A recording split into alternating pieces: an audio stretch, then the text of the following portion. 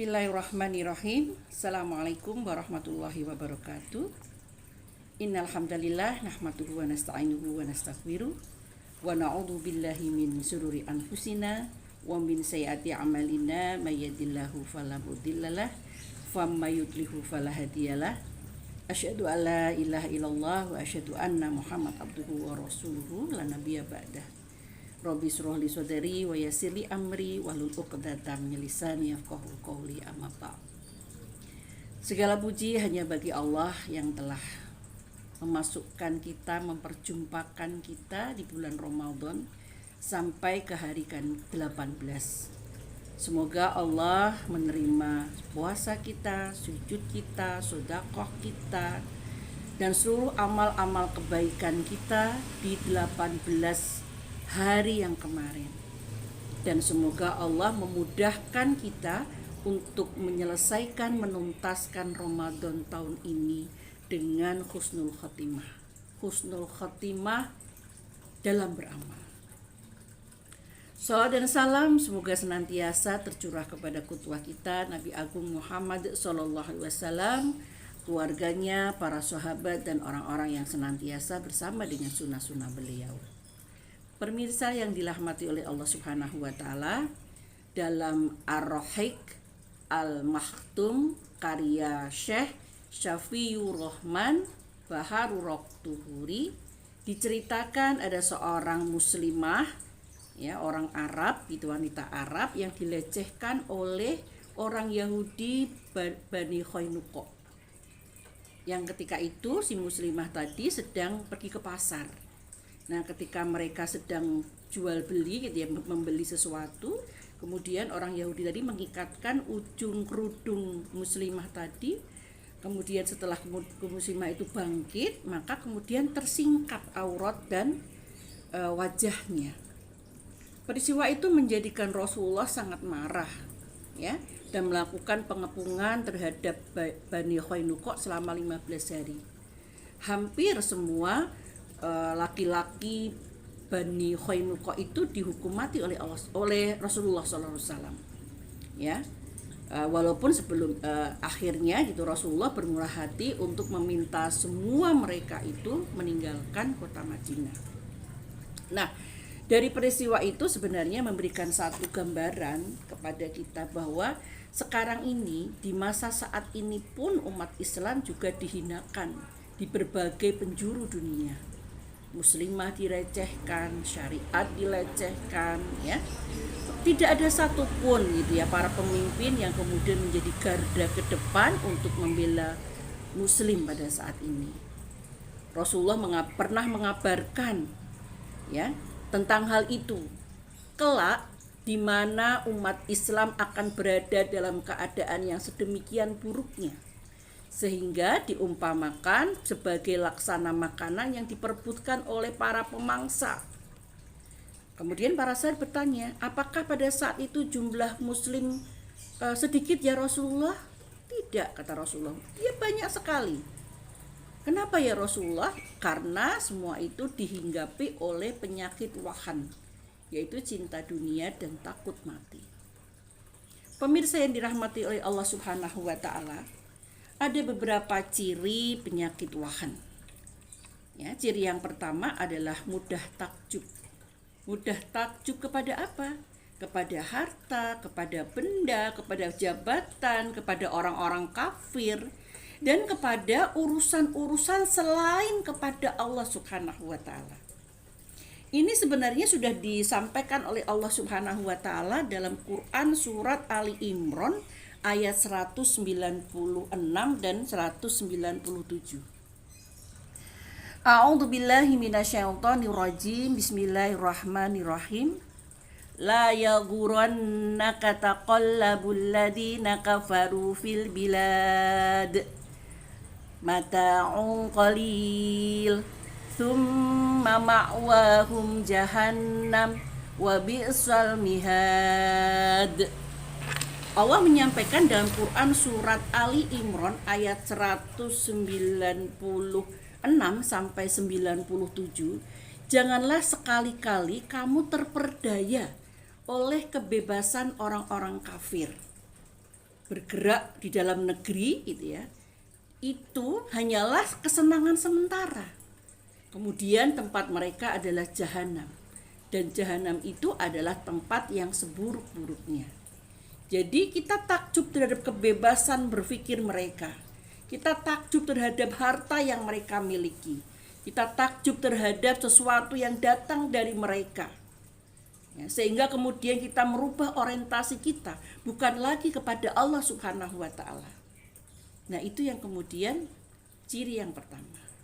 Ciri yang kedua adalah silau melihat dunia dan isinya.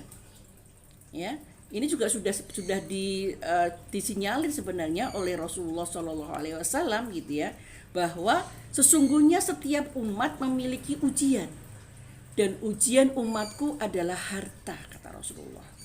Ya, karena memang harta itu menyilaukan. Ya, dalam Quran surat Ali Imran Allah juga sempat menyebut, ya, akan dijadikan indah dalam pandangan manusia kecintaan pada wanita, anak, harta, emas dan kendaraan. Ya, di sini ciri yang kedua. Sedangkan ciri yang ketiga adalah hilangnya rasa gentar terhadap musuh. Ya, hilangnya rasa gentar musuh, hilangnya rasa gentar musuh. Nah, Rasulullah bersabda, hampir tiba masanya kalian diperebutkan seperti sekumpulan pemangsa yang memperebutkan makanan. Maka seseorang bertanya, apakah karena sedikit jumlahnya? Tadi yang saya sampaikan, bahkan kalian banyak, kata Rasulullah, namun kalian seperti buih mengapung. Dan Allah telah mencabut rasa gentar dari dada musuh kalian terhadap kalian. Ya, ini disampaikan bahwa hilangnya rasa gentar musuh terhadap kita. Ya, di sini Rasulullah sampai menyampaikan begitu demikian jelasnya, dan Allah telah mencabut rasa gentar dari dada musuh kalian terhadap kalian, dan Allah telah menanamkan dalam hati kalian penyakit wahan. Ya. Apakah penyakit wahan itu ya Rasulullah? Nabi SAW bersabda, cinta dunia dan takut akan kematian.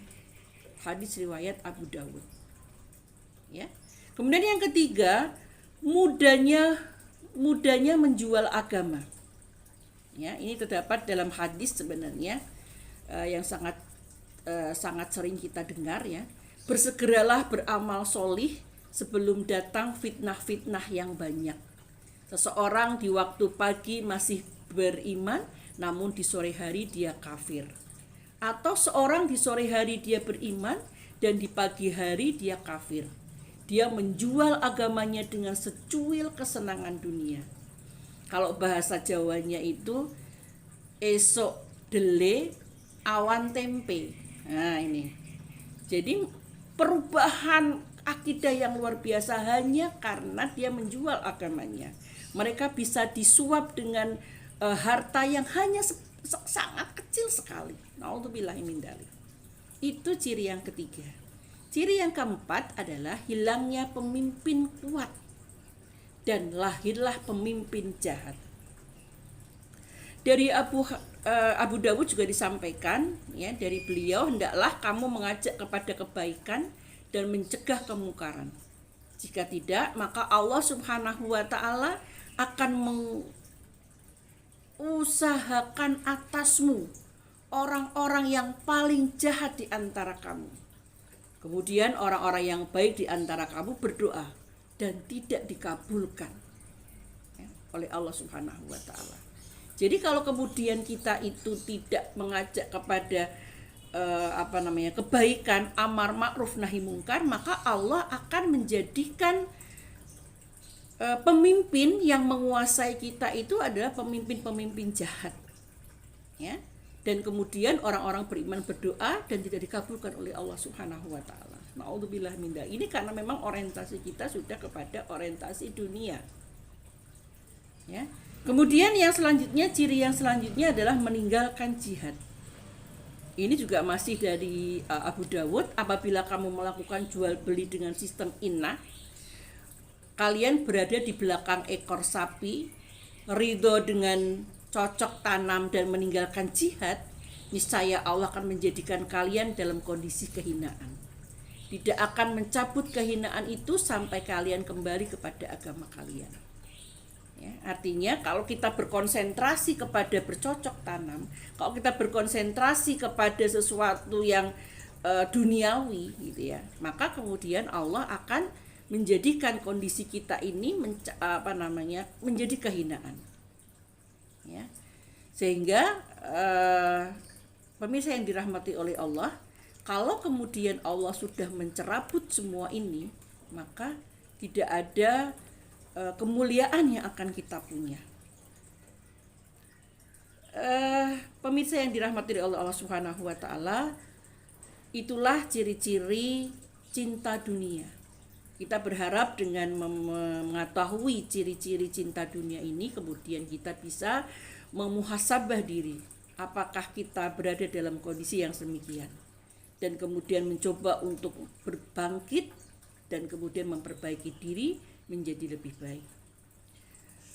Itu yang bisa saya sampaikan, semoga bermanfaat. Saya akhiri. Assalamualaikum warahmatullahi wabarakatuh.